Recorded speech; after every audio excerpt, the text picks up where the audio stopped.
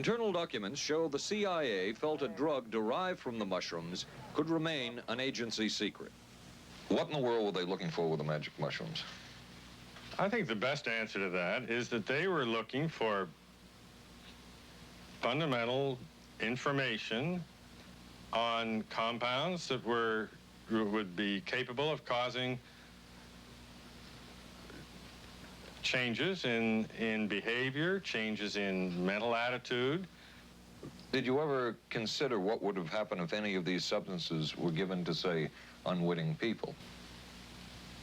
Oh, I don't remember having considered that specifically. What if you, I trust perhaps you've thought about it. Well, I haven't worried about it. Your question again, what would I have thought had I known that any of these substances would have been given to unwitting persons? You mean a hostile agent of another government? No, I mean, that was probably one of the things they had in mind. I mean, testing it out on an American citizen. The therapeutic effect would be indirect. Was this patient aware that she was being given LSD? Yes, I mean, they were told that they would be given some medication, and they should have specifically LSD? Well, we told them, I don't think that they would have even known what LSD was then at the time. They were told that they were going to they would be given some medications which might make them feel worse. Dr. Monroe, what do you think the Army Chemical Corps was looking for in all of this testing? They were looking for an incapacitating agent, an agent that would not harm the person permanently, but would incapacitate them temporarily. That seemed like a humanistic way to wage a war, if war is necessary. Despite the severe questioning, Army intelligence was getting nowhere with Thornwell, and it was decided to slip him LSD. For 16 years, Thornwell never knew what had hit him. Tell me about the acid. I'd rather not. It's a bad trip. It's a bad trip. That was a bad trip. The pain was so excruciating, felt like somebody was sticking me with 1,000,000 pins, you know, just everywhere. Oh, it just... Oh.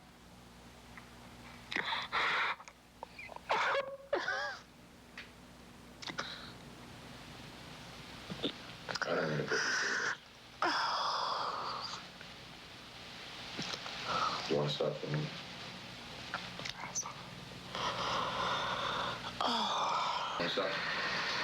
Oh, I can talk. I'll live through it. I'll live through it. I'll live through it. No charges were ever brought by the Army against Thornwell. I realize the CIA is a very important organization and they have a very important job to do. But God, it surely doesn't have to be done on people who are totally incapable of knowing what's happening or having any defense against it. And I can't imagine the mentality of people who would do this. And within the agency, that the United States was prepared to buy the entire supply. However, a slight mistake had been made. The mistake is made public for the first time. I just found out on a new CIA document that there were no such large quantities of LSD on the market. John Marks has filed numerous Freedom of Information suits against the CIA and has unearthed much new material. He is the author of The Search for the Manchurian Candidate, a history of intelligence agency work with mind control. He is a consultant for this report. What happened is that there was a military attaché in Switzerland, an American officer, who got milligrams and kilograms mixed up. In other words, he made a mistake of thinking 1/1000th of a gram was the same as 1,000 grams, which is a mistake of 1,000,000 times. So when the CIA got the intelligence that there were 100 million doses on the market, in fact, there were 100 doses. I would say that most government agencies concerned with intelligence operations have been looking to hypnosis as a tool for a variety of purposes, one of which is to carry out and to execute certain intelligence operations on a basis where they would not have to rely completely on some of their own emotional reactions. Actually, would that entail murder?